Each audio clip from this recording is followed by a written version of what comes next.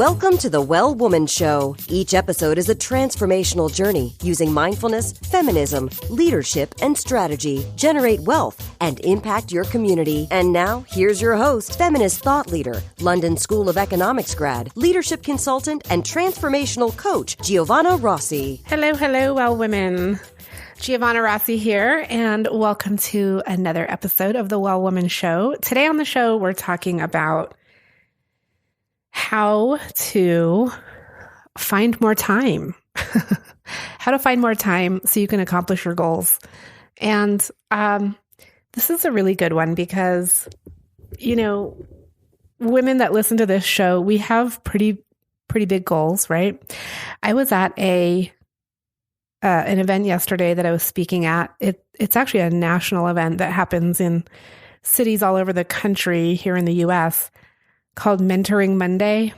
And I've been one of the mentors for a few years now. And I went yesterday to lead a roundtable on authentic leadership. And we talked a lot about health and wealth goals. And overwhelmingly, women want to feel stronger in their bodies.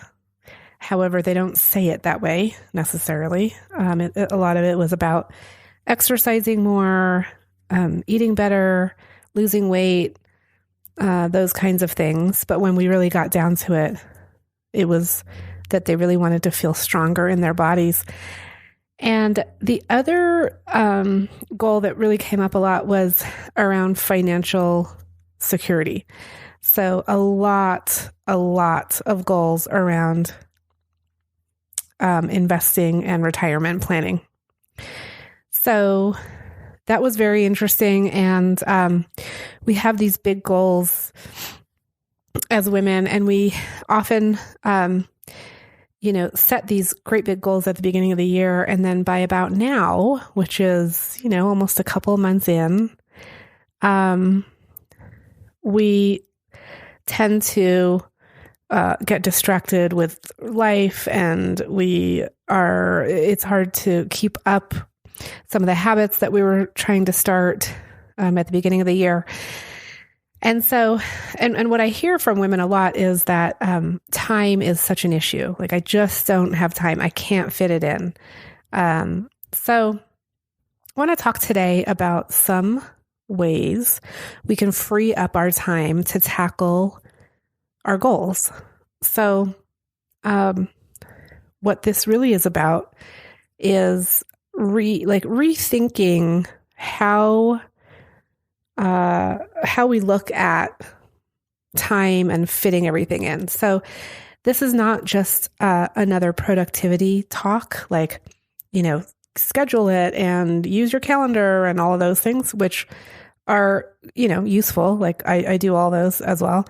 But this is really getting a little deeper at some of the causes of why we feel trapped in our schedule, why we feel constricted, why we feel like we're not prioritizing ourselves and our goals.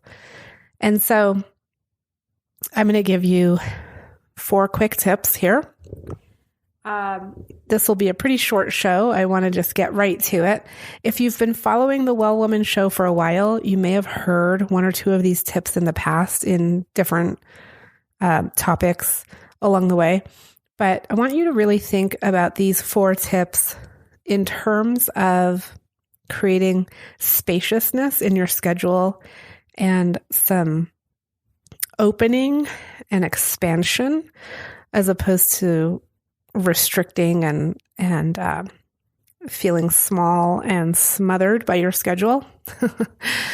I want you to leave this show after you listen to this feeling a little bit more expansive, a little bit more like you can go and use some of these tools right away. So the first tool is all about the unique superpower that we talk a lot about on this show.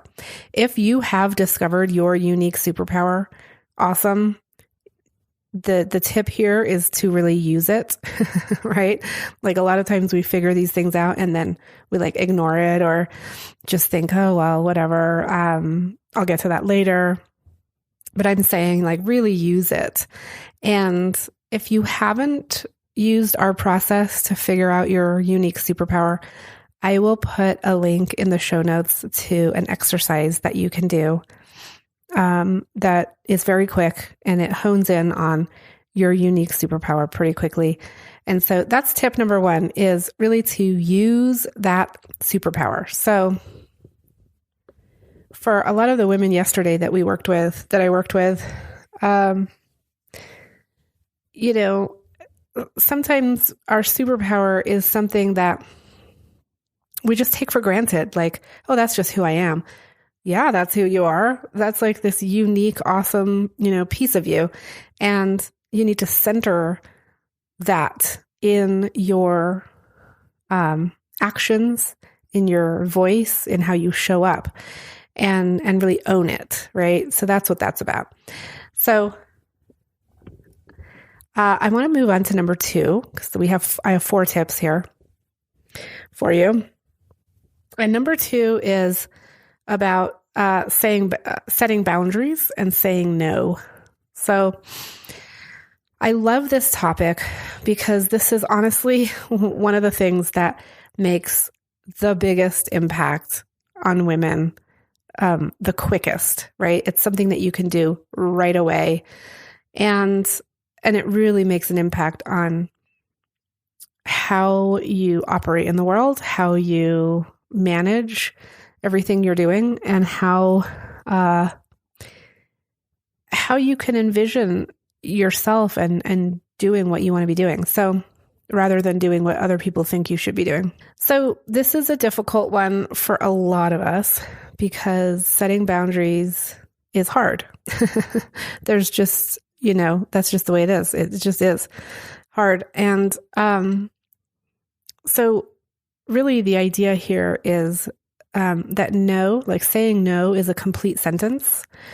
So when you are saying no, you can simply say no, like, no, that's it, no explanation. We tend to over-explain as women because we're socialized to, right? We're socialized to please, to say yes, to accommodate, to be small so that someone else can be big. And so it's hard to set that boundary and say no sometimes.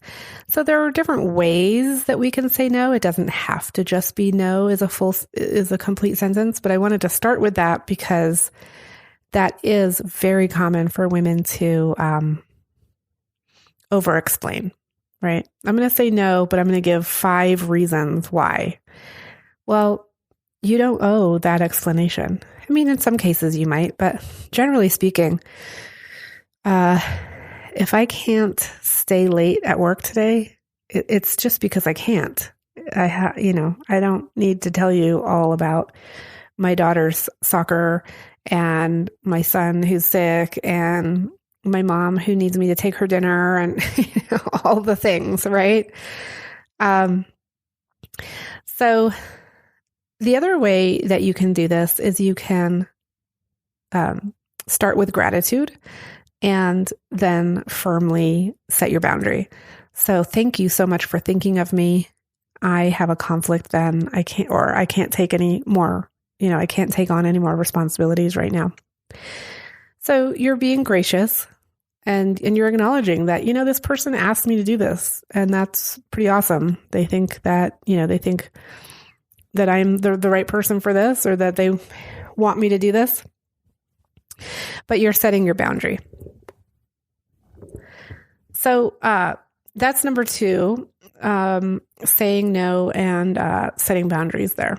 So I would encourage you to go through the different aspects of your life at work and at home and just explore, like, where could I start saying no a little bit more so that I can say yes in other places. So this is not all about just saying no all the time, right? Obviously, that's not the point.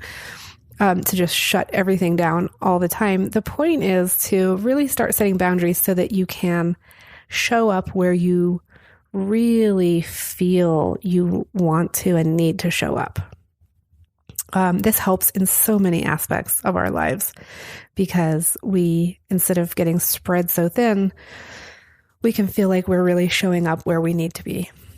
We'll be right back. I'm so thankful for support from Natural Awakenings magazine in New Mexico, a monthly green, healthy lifestyle publication, and for support from High Desert Yoga, promoting optimum physical health, clarity of mind, and spiritual inspiration for all.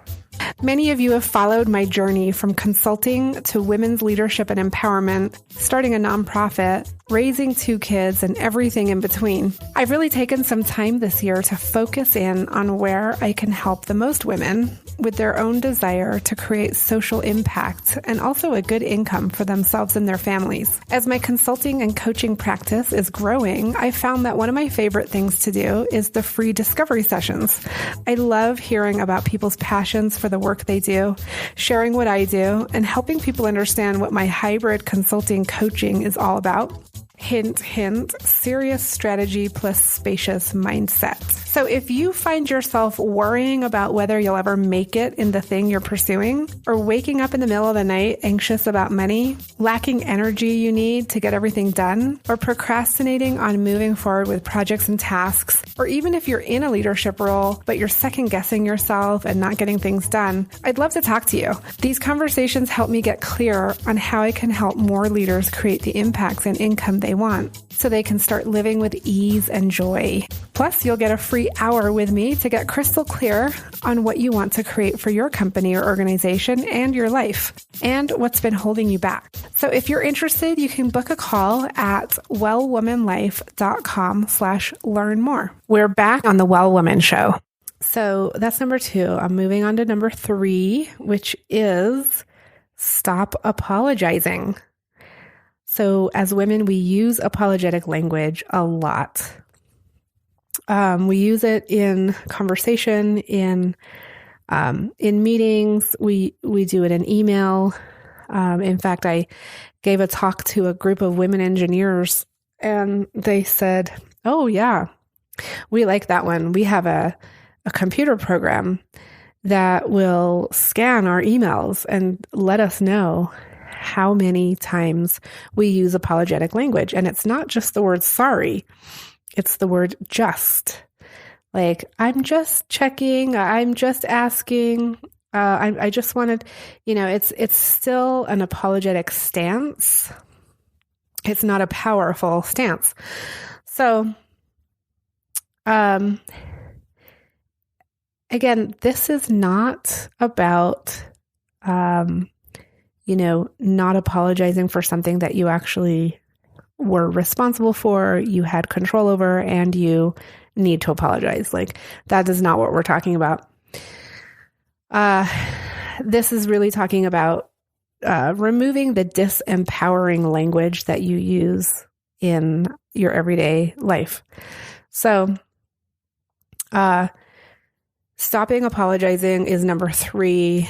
And some of the examples yesterday in the roundtable that I was leading were really, really enlightening. Like,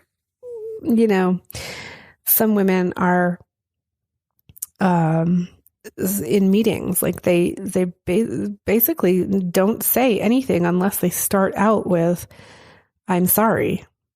And so there were some real light bulb moments yesterday where women realized, like, I really don't need to be using that language. I can show up fully, be seen and be heard, and use my voice, take up space, and stop apologizing. And so that's part of what this is about is, we're socialized as women to be small and not take up space, especially in kind of male-dominated, traditionally male-dominated areas like business meetings, or,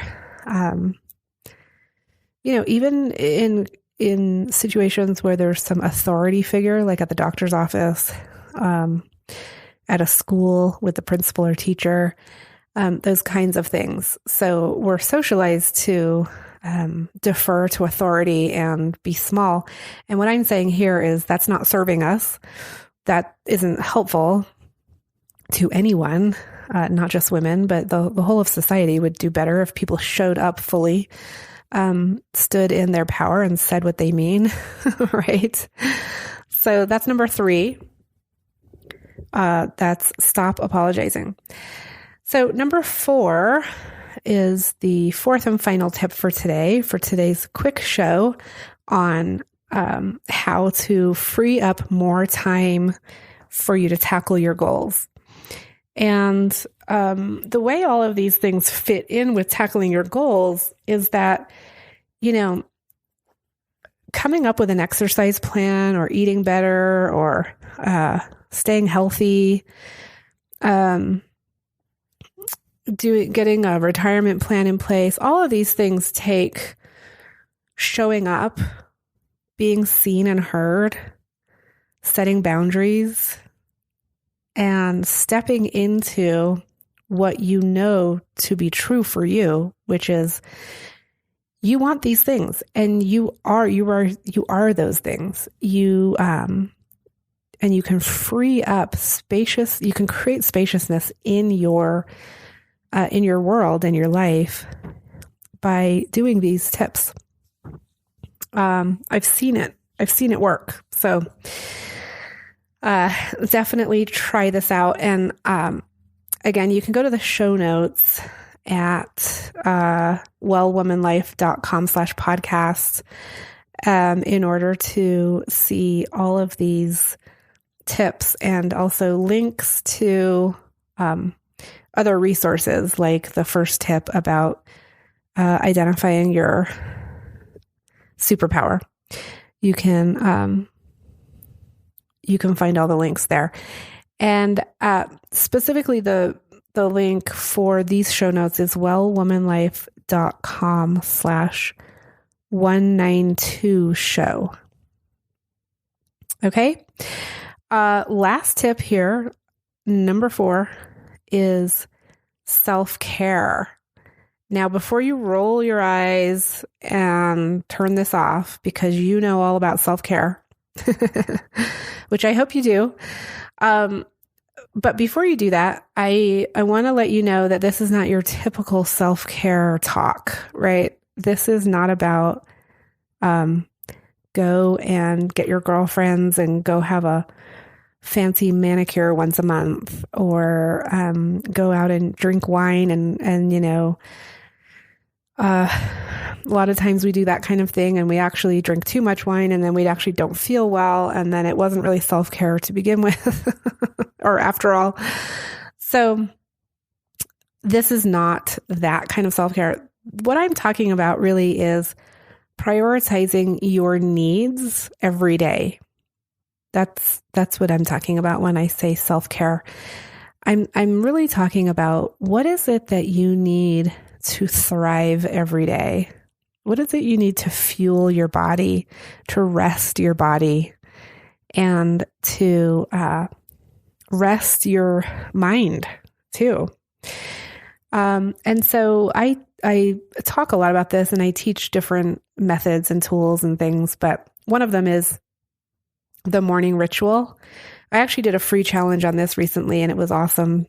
We did a whole thing with women in our Facebook group about the morning ritual and, how that can set you up for more energy and focus for the day. So find the self-care activities that really work for you, that really support you, and that really fuel you and really allow you to rest, both physically, mentally, emotionally, and do those things, like plan those in. And so it's really prioritizing your needs every day. So what are you going to do today for your own self-care? And it could be something really, really small or, that doesn't take up a lot of time. It could be a 5-minute meditation using the Insight Timer app that I love. It could be a walk with the dog alone with no devices, no kids. So there are different things you can do that you can incorporate into your everyday schedule that really prioritizes your need for rest and refueling and creativity. Julia Cameron, who wrote The Artist's Way, and we'll link to my interview with her in the show notes, but she talks about different things that you can do. And one of them is the artist date. And it's so fun and interesting. It's basically you go on a date by yourself to some sort of art activity. So it doesn't have to be an art exhibit or a museum, although it could be. It could be going, to a flower shop and just looking at all the flowers and maybe buying yourself some flowers. So it's a creativity date. I think she calls it an artist date, and she recommends doing this once a week. So that's another thing. That's a self-care thing that you can do. So lots of ideas. I'd love to hear your ideas about how you prioritize your needs, how you set your boundaries, how you stop using apologetic language. I'd love to hear all about that at the Facebook group. You can come and join us at wellwomanlife.com/Facebook. You can join in the conversation there. And it's a great community. We support each other with all of these tools and tips. And that's all I've got for you today. I hope you've enjoyed these quick tips on how to free up some more of your time in order to tackle your goals. And on another episode coming up, we'll talk more about your goals. I love talking about goals partway through the year, like around at the end of the first quarter, because that's usually when people are like, oh no, this is not working. And I can really help you there. So we'll have a great week, and we'll talk to you over in the Facebook group. That's it for our show today. Remember, if you need support to live your Well Woman life, head over to wellwomanlife.com/Facebook to join our community. As a reminder, we are on NPR every week, so be sure to tune in at npr.org/podcasts and search for The Well Woman Show. If you enjoyed today's show, please take a moment and subscribe wherever you listen to podcasts and leave a review. This helps raise visibility, which is super helpful when it comes to producing the show every week. For feedback, comments, or just to let me know you were listening, find me on Facebook, Twitter, and Instagram at Well Woman Life. I'm Giovanna Rossi for The Well Woman Show. Until next time, have a super powerful week.